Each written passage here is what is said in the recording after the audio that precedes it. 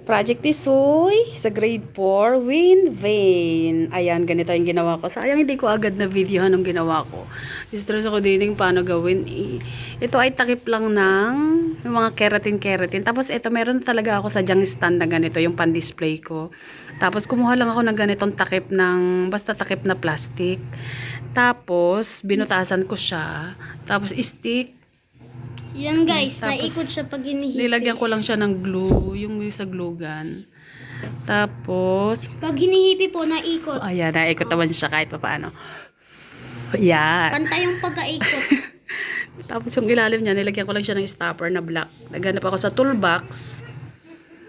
Tapos medyo nilagyan ko dito sa ibabaw na ito at nagkakalingkuangan siya pag hinihipan, hindi diretsong ikot.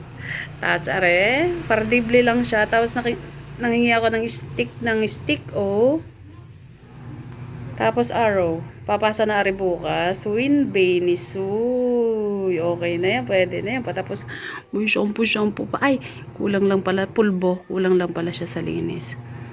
Ayan. Ang wind vane suy. South, north, east, twist. Okay na to.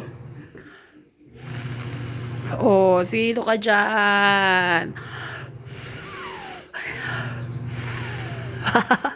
Sino ka dyan? Okay na yan. Patapos na naman ang ano eh.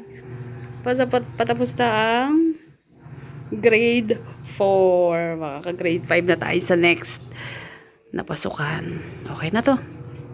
Huling pa project naman na to. Yan. Ang simpleng wind vane ni Nate Silva. DIY. DIY lang. Simple-simplehan lang. Oh, sino ka dyan? Naka-arrow. Okay na to. Yun lang guys. Bye.